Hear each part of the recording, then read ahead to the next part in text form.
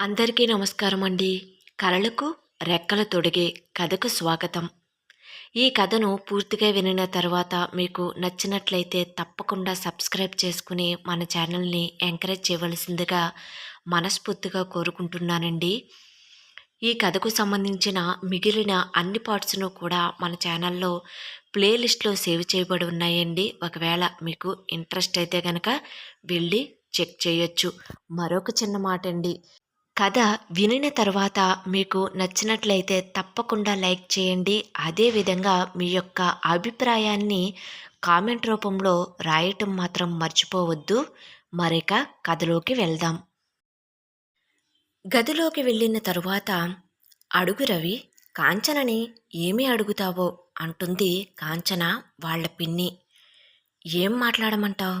పానకంలో పొడకలా నువ్వు ఉండగా అని మనసులో గొనుక్కున్నాడు. అదే కొంచెంగా కాంచనకి వినిపించి నోటికి చెయ్యి అడ్డు పెట్టుకుని చిన్నగా నవ్వుకుంది. అది గమనించిన రవి కూడా చిన్నగా నవ్వుకున్నాడు. గొంతు సరిచేసుకుంటాడు. ఏంటి రవి, కాంచనతో మాట్లాడటానికి అంత కష్టపడుతున్నా అంటుంది ఆమె. అదే అత్త, మాట్లాడుతున్నా అని కాంచన అని పిలవగానే అంటుంది సిగ్గుపడుతూ. ఎగ్జామ్స్ ఎలా రాసావు అంటాడు.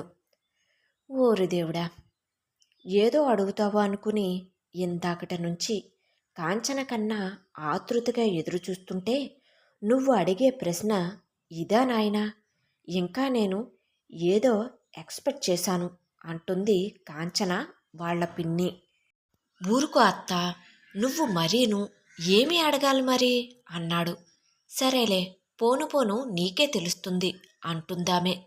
కాంచన, నువ్వు ఏమైనా మాట్లాడతావా అంటుంది కాంచన వాళ్ళ పిన్ని. లేదు పిన్ని అంటుంది.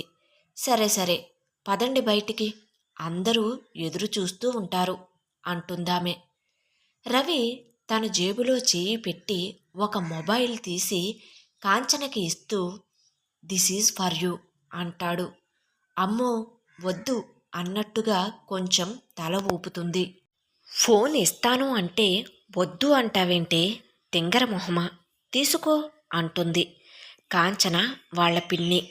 రవి చేతిలో ఫోన్ బాక్స్ ఒక చివర తన వైపు ఉంచుకుని మరొక చివరను కాంచనకు అందిస్తూ తనను చూస్తున్నాడు. తన వంక ఆమె చూస్తుందేమో అని. కానీ కాంచన రవి వంక చూడలేదు. ఫోన్ బాక్స్ తీసుకుని తన చేతిలో ఉంచుకుంది. కాంచన పిన్ని బయటకు ముందు నడవగా రవి ఆమె వెనక వెళ్తున్నాడు. బావా అనే పిలుపు. వెనుకకు తిరిగాడు. కాంచన తన పెదవులపై చిరునవ్వుతో కళ్ళతో మాట్లాడినట్టు ఒక విధమైన మెరుపు. వాటిని రవి తన జీవితంలో ఎప్పటికీ మర్చిపోలేడు. తను కూడా పూర్తిగా వెనుకకు తిరగకుండా ఏంటి అన్నట్టు తలను ఊపాడు. తన ప్రేమ సమ్మతమే అన్నట్టు చిరునవ్వుతో సమాధానమిస్తుంది కాంచన. బయటకు వచ్చేసరికి అందరూ టీ త్రాగుతూ కట్న కానుకల కోసం మాట్లాడుకుంటున్నారు.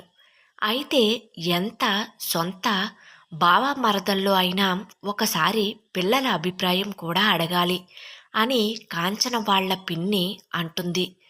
రవి కాంచనలను వేరువేరుగా ఆమె అడుగుతుంది, ఇష్టమా కాదా అనేసి. ఇద్దరూ తమ యొక్క అంగీకారాన్ని తెలిపారు. కాంచన పిన్ని వచ్చి, ఇక మీ మాటలు మీరు కానివ్వండి, వాళ్ళ మాటలు వాళ్ళు కానిస్తారు అని హుషారుగా చెప్పింది. అందరూ కూడా చాలా సంతోషంతో నవ్వారు. కాంచన పెళ్లికి రవికి కట్నంగా 5 కాసుల బంగారం, 50,000 రూపాయలు క్యాష్, ఒక అర ఎకరం పొలం ఇవ్వటానికి అక్కడ ఉన్నవారు అందరి సమక్షంలో నిర్ణయించారు. కాంచనకి వాళ్ళ అత్తామామలు నల్లపూసల దండను కానుకగా ఇస్తాము అంటారు. మన కాంచన అంటేనే బంగారం, ఇక ఎంత బంగారం పెట్టినా తక్కువే అంటారు అక్కడ ఉన్నవారు అంతా. కలలకు రెక్కలు తొడిగే కథ కొనసాగుతుంది.